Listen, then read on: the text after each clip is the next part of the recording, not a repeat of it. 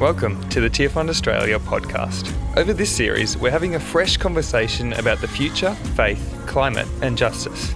We're talking to real people on the front lines of global challenges, from elders to next-gen leaders, local pastors and global change makers. We're asking the question, how do we live into an uncertain future with deeply rooted hope? This is Strong Roots, High Hopes. Welcome to episode 2. This is Adalia and I'm joined by Matt and Joel. I like how you said that. Joel? Yeah, and I think actually I've heard it in Fiji as Joeli. Joel. Like in Australia, it's just like Joel. So I like Joel. I'll take that. That's lovely. Thanks. Joel. And we're going to be hearing from Pastor Ray today, who was interviewed by Greg and Katherine from the Tearfund team. So let's get to it. Great, but do you want to do the bio first for Ray? Oh, yes. Okay. Pastor Ray Minniecon is a proud Kabi-Kabi and Gurang-Gurang and Ambrym Island elder and co-pastor and founder of Scarred Tree Ministries, who worship at St. John's Anglican Church, Glebe. He's a longtime friend of Tearfund, and we are deeply grateful for his leadership and particularly how that has helped to shape Tearfund's partnership in reconciliation and justice with and for the First Nations people of Australia. So before we dive into the main part of our conversation with Pastor Ray, we want to set the stage. The audio quality at the very beginning is not that great. We'll blame Greg from Tearfund for that. Blame Greg. Yeah. But the history and the truth he shares in those opening minutes are really important to leave out. So we made sure we wanted to sort of include that in. Yeah. And it gives a very important, very vital, heavy context to historic trauma that frames everything else he has to say. Yeah, exactly right.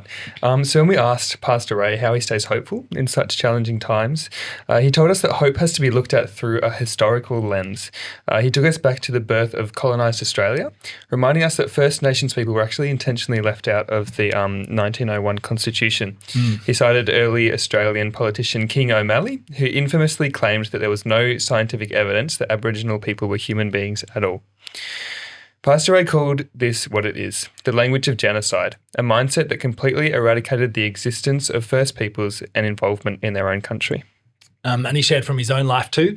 Pastor Ray grew up under the Aboriginal Protection Act of Queensland, which he noted many people rightly call the Aboriginal Destruction Act because of how ruthlessly it controlled their lives on missions and reserves. And it wasn't until the 1967 referendum, not too many years before my own birth, I can't even believe that, right? That Aboriginal and First Nations people didn't have a vote till 1967 is ridiculous that they were even allowed to be part of the voting system. And not until the Mabo decision in the early 90s that the legal myth of terra nullius, the lie that the land was empty, was finally overturned. And what makes this so urgent for us today is that Pastor Ray feels a modern resonance with that pain. He noted that since the defeat of the Voice referendum, there's been a rise in that same old perception. The idea that Indigenous people are meaningless to the development of this nation. There are no safeguards against this destructive racism. So when we transition into the audio now, as you hear us ask Pastor Ray, Greg and Katherine actually ask Pastor Ray, what does all this mean for us as Christians in this time? Remember the sheer weight of the history he's carrying into his answer. So let's get right into it for real. Let's do it this time. Let's do it. I think there's a number of things that are within us as Indigenous peoples that we need to continually strive to live out in our own personal lives as well as our community lives. And one of those is, that deep respect for our Creator. And we can't let that particular notion of the Western style of secularism and atheism permeate within our people, and it is. And that then shines the light on the fault of the church in the ways in which it has had the responsibility of helping us to introduce us to Jesus and to God, our Creator. It hasn't done that. The other thing too is really to make sure that our next generation do respect their country and respect the country that we have and continue to fight for land rights. Because land rights is key to all that we do. That we know who we are and that we will always continue to fight for the land. And we also know that in terms of country, in terms of land, there's two parts to it. It's just not only land rights, but that the land also has rights. It has rights to exist. It's part of God's creation, and that therefore, it too has a voice. The mountains sing, the skies sing. Were you there when he said to Job, were you there at the creation, at the beginnings of all creation, when the stars sang together? That to us is really important, is how we also stand up for the rights of the land to have its voice, as well as the oceans, as well as the rivers and the mountains, and particularly in an environment of climate crisis where we have a huge focus or policies that look at taking out the resources in our country, and we don't have any power to stop that. Then also there is also this respect for kinship and community. I know our young people know that, we know that, but we can see the incredible stresses and pressures upon how we respect each other and how we live in community as family and as kinship. And then there's a deep respect for all of life. And then how do we then maintain justice and balance, where a society where reverence and justice, compassion and responsibility are to guide human relationships?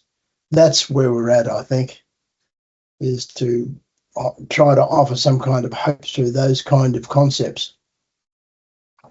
I think for me, just trying to listen to that and the burden of that.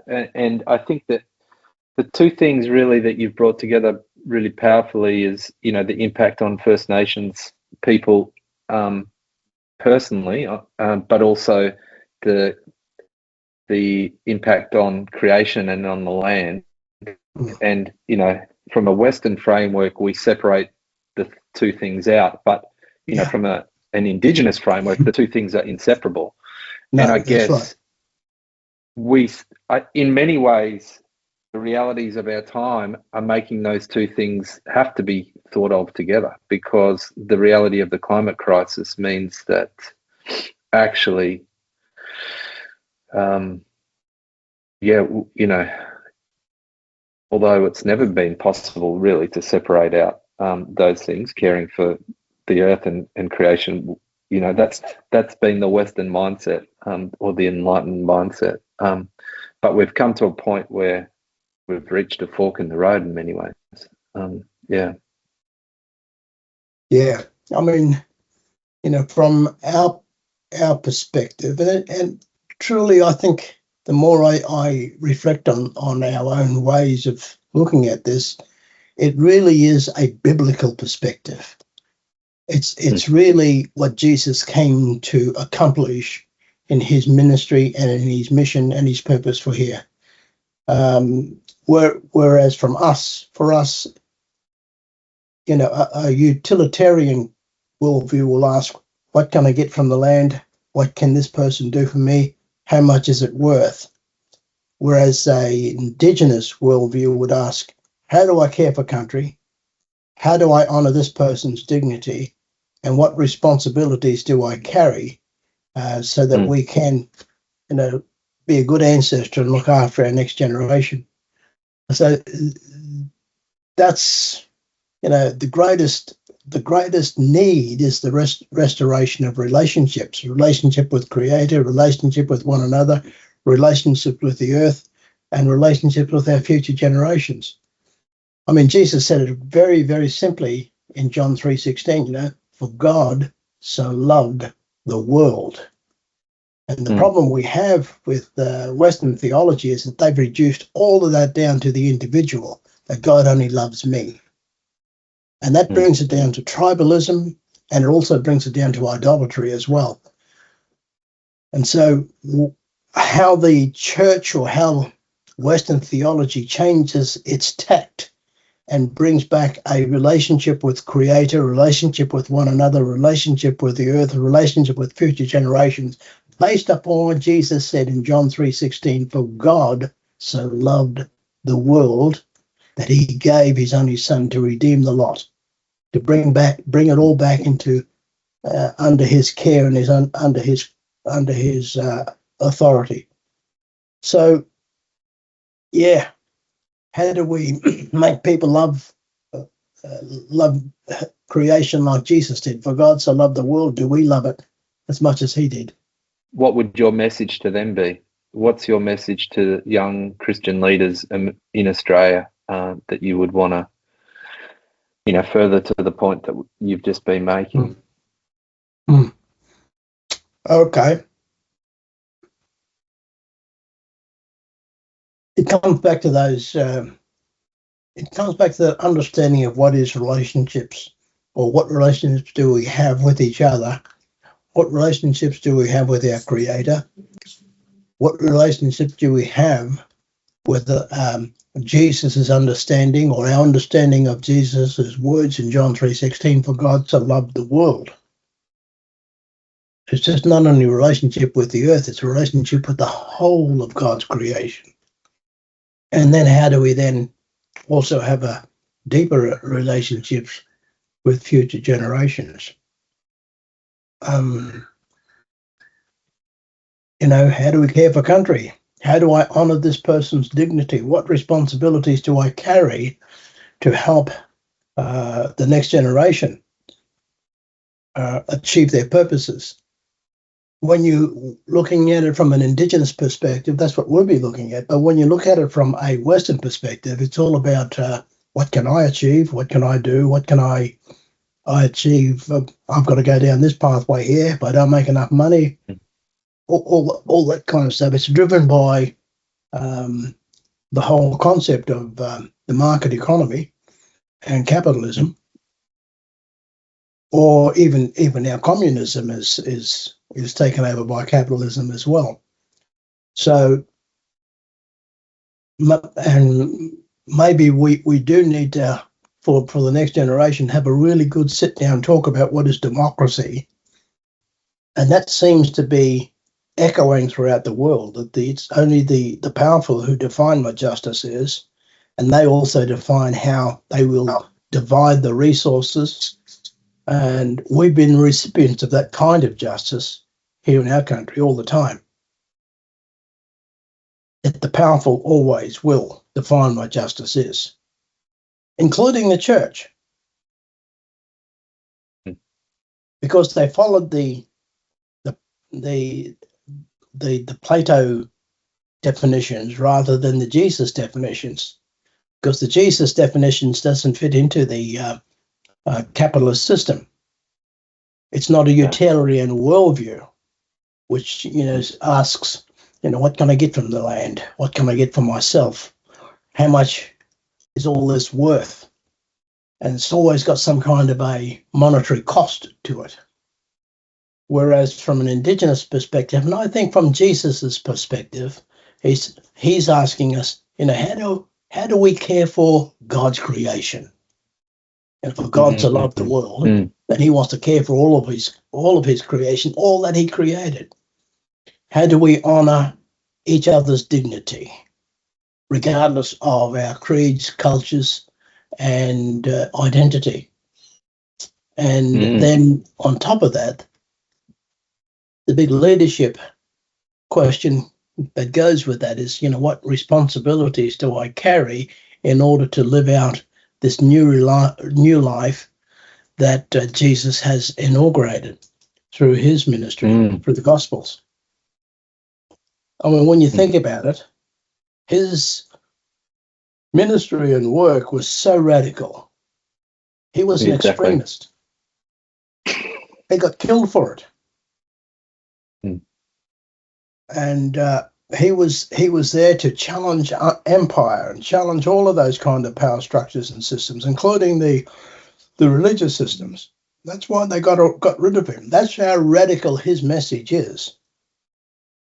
And we don't see that in the church today. The church is there for itself, and it's very, like I said, utilitarian. It's asking the question, what can I get from the land?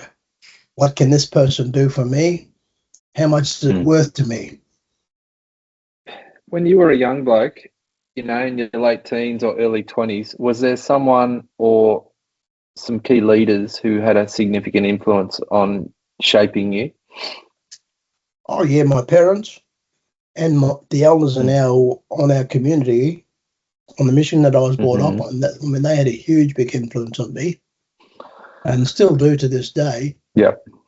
I can name them, I can see their faces, I can hear their voices. Right throughout my ministry, early ministry life anyways, I sought out those kind of elders and leaders who could help me to navigate through the incredible challenges that we face as Indigenous peoples. A lot of them have passed on now, and so I'm kind of trying to live out their legacy.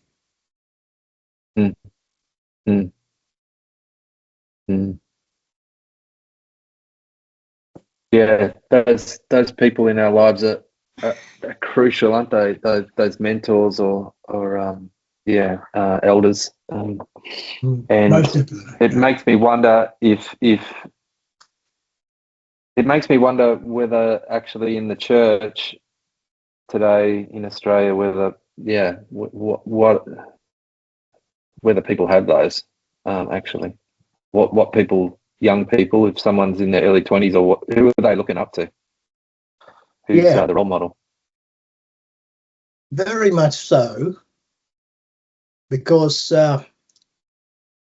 one of the problems with the church in our country is when we looked at it from an Indigenous theological point of view, we came to this conclusion that we were dealing with pot plant Christianity. So when the white fellas came into our country, they brought Christianity in all these pot plants. The Anglican pot plant, the Catholic one, the Pentecostal one. They're still bringing them in. But they've never, ever broken the pot plant and planted it in this country or in this soil. It's not rooted in the soil. Precisely. And to root it in the soil, it needs to go through an Indigenous understanding of land and community and all the things that are associated with that. But the type of church you've got here, if you go to a Baptist church here in Australia, you've got the same thing over in China. Anglican, same in Africa. It doesn't matter. So they're very tribal in their own ways. And not only that, I think they make Jesus into an idol. And it's idol worship in that way because it's so tribal. Because I've had Aboriginal people ask me, Ray, we've got all these denominations in our country. Which one has the real Jesus? It's a real question. And so why go to a church where, you go in there and, the Baptists don't like, the Penties don't like, the Anglicans don't like the Catholics. Why would I want to go in there and become as biased and racist as they are towards other people who profess the same Jesus? It just doesn't make sense. And so the church has to come to grips with its own dealings with its own identity in this country, as well as its own theology around what its purpose is, because I think it's lost sense of its purpose. And so Jesus is not a capitalist. He's not a product on the open marketplace that we can all go and say, oh, that's my Jesus. But that's how we treat him. the big issue for the world today, and for the church included, is how do we feed 8 billion people on a warming planet? How do we restore and protect the biodiversity of ecosystems that we rely on for our own survival? How do we respond to the mass displacements and migrations due to the ways in which climate change is now destroying their land and their livelihood? I mean, we're bringing in people from Tuvalu now and from the Pacifics. How do we transition away from polluting energy sources to another source? I mean, they're huge, big challenges. Yeah. And, I've been to enough COPs now to realise that, what do I do? Because it really is a systems transformation that's needed at the moment, both politically as well as religiously. There's so many overwhelming issues to tackle for a young person, and I think sometimes they can feel overwhelmed and sort of just not know where to start and remain still or in an overwhelmed state. How do they, what kind of practices do you put in place in your own life to ensure you're kind of staying grounded in listening to what God wants of you and what to God's guiding in all the kind of chaos of it all? For me, I just look at the life of Jesus, because he grew up in the same kind of similar circumstances with a very, very hostile government that looked upon them. I mean, Jesus was at the end of the day a colonized Jew, so I know what he's talking about, and I look at what he said through a colonized Jewish mindset, and he was talking to a colonized people. The message to the colonized people became the colonizer's message. So it is about decolonizing the message again and making it real, not just for yourselves. And I think that's the most important thing, is you live in and with community. You have to have that kind of community. And the only site that you can have that kind of relationship is in a church. So we can't diss the church, but we need it, because it offers us that kind of Exactly. belongingness, I suppose. But in that belongingness, I guess we need to build upon what we mean by belonging and how we do that. So that's, I think, the new responsibilities that we have.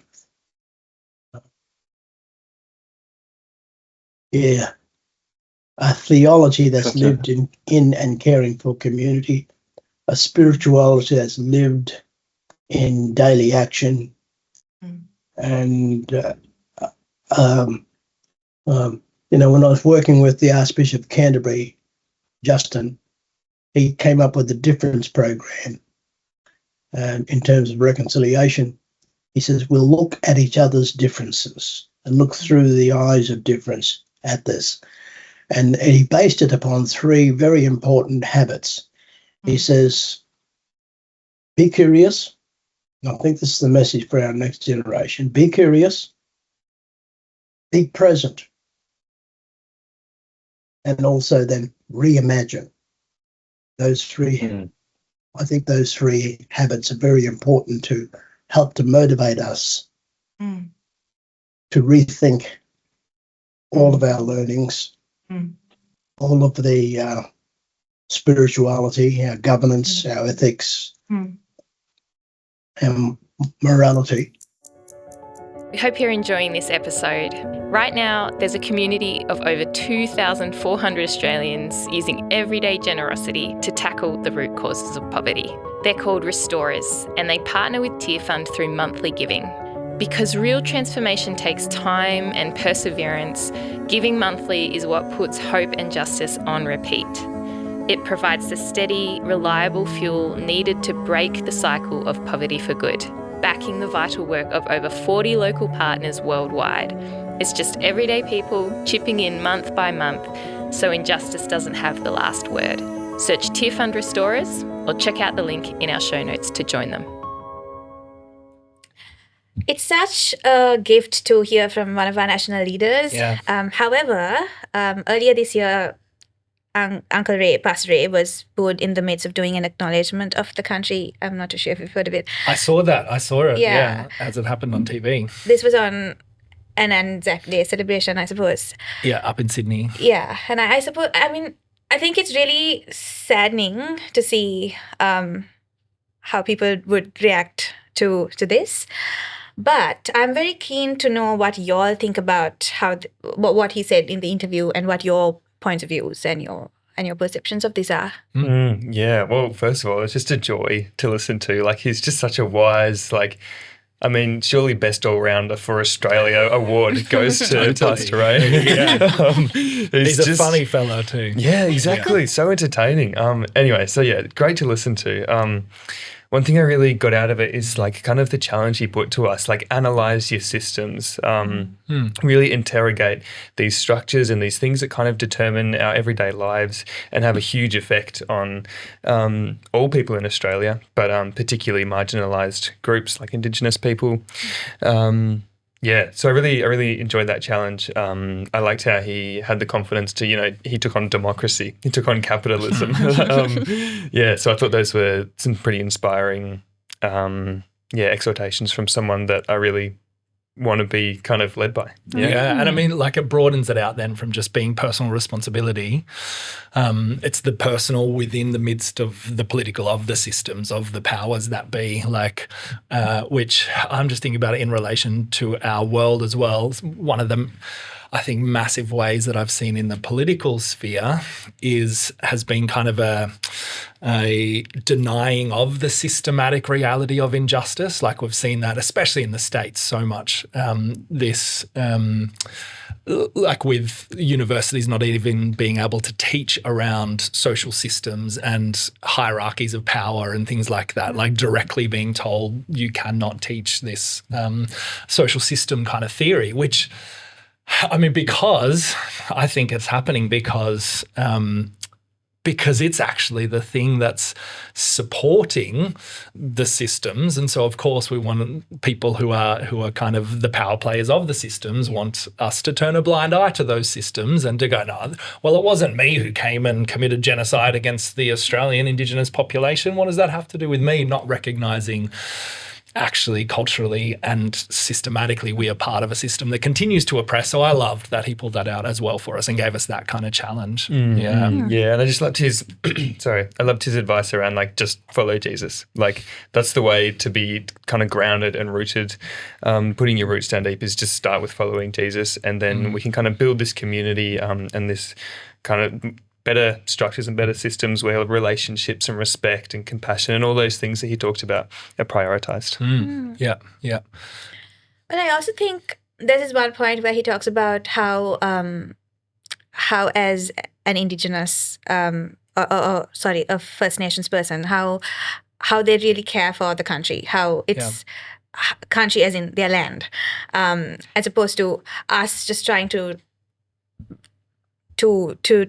from our point of view, while we try to just make sure it's all fine and what we can get out of it, or what's our place there, what's our advantage, but from their point of view, how they want to take care of that land as something, and I think that also comes in because it's I suppose it's their land. It's so I like how he frames that and how he says the importance of taking care of it and how hope is entwined into that aspect of it. And I think because he says not only is it land rights, like that we need to fight for land rights, but also that it's the rights of the land. That's true. Yes, that was what I was trying to recall in my mind. Yeah. Like that connection to country, which we know is such a beautiful message for us from First Nations people. Like we keep getting called back to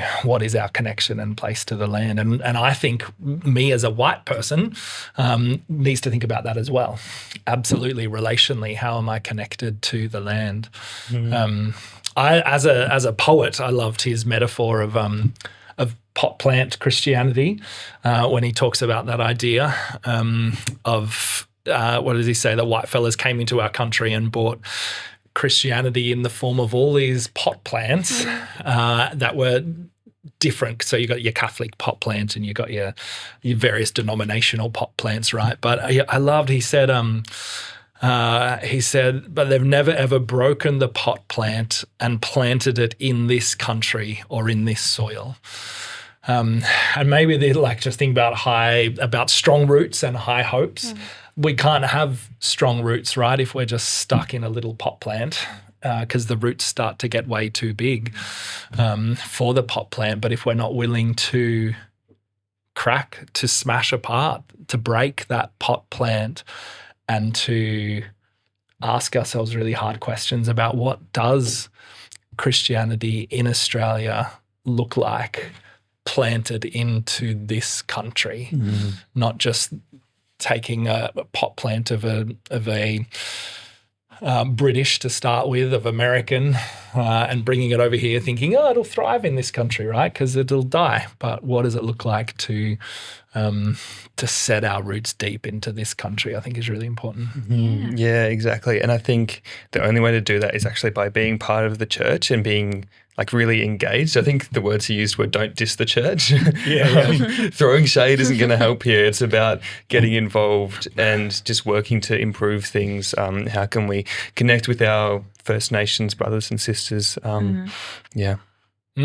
I loved, lastly for me as well, he was talking about John 3:16, right? And just saying, because I think this is one of the things that we've done that he's naming is in Western Christianity, that form of pot plant Christianity. Again, I think we focus on the individual, personal, spiritual saviour. John 3:16, we read it in a very individual way rather than as a challenge holistically to the systems that we were talking about before, and for us to begin to think about our hope in the midst of, coming back to our first episode when we were saying that live edge of in the midst of these storms, can we bring change to this? I don't think we can if we have just a spiritual individualized sense of what Christianity is on about. I think unless our Christianity is both about my personal relationship with God, but then takes me to, I need to be challenging the systems, right? All the stuff that you were saying before, that Ray was saying, I need to be challenging the systems. I need to be breaking the pot plant and planting it in the ground. That's when our Christianity becomes something with fire, to mix metaphors. We don't want to burn the forest down. But do you know what I mean? Yeah, I do. Yeah, no, that's really good. I loved it.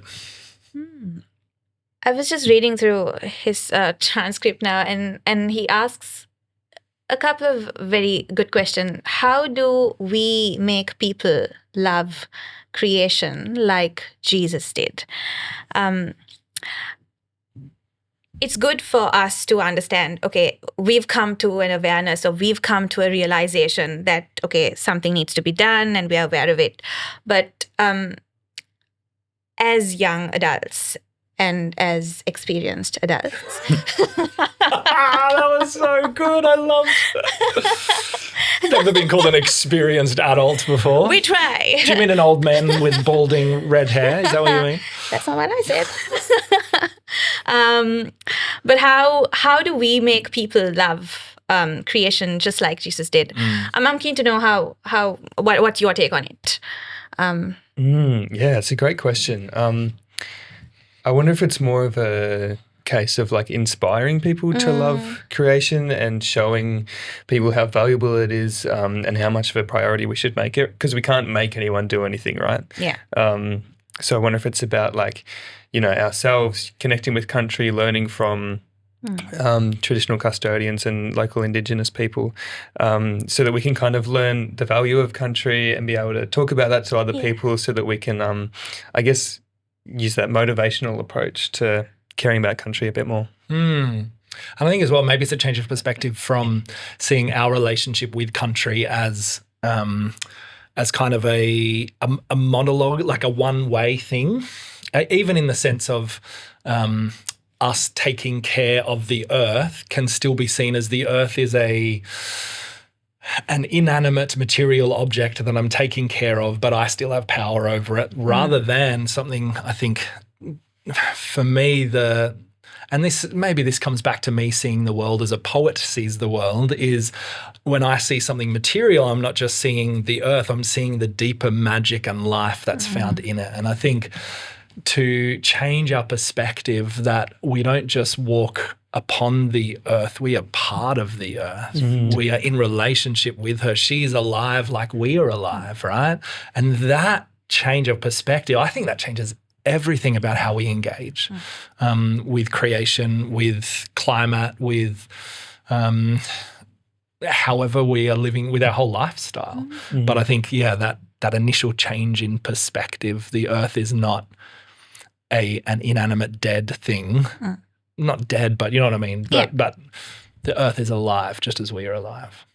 That's right. And I also love how you also mentioned about the whole John 3:16 thing, where he says, "For God so loved the world." It's not God so loved just you. The human.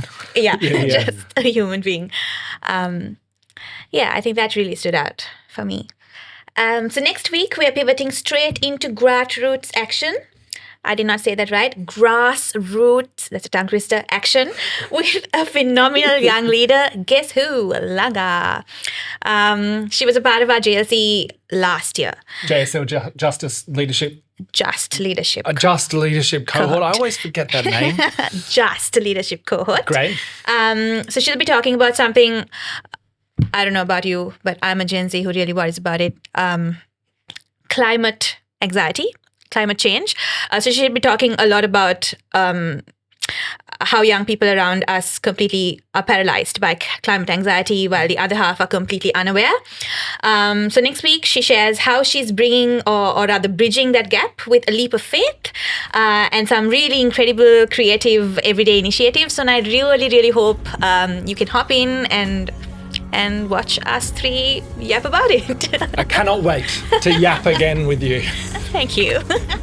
Catch you later. See you next week. This episode was recorded on the lands of the Wurundjeri people. We pay our respect to their elders past and present and hope that the stories we share here can honour theirs. If you've enjoyed this episode, please like, follow and share to continue the conversation. Tearfund Australia is a movement of Christians working in partnership to end poverty and tackle injustice. Learn more at tearfund.org.au.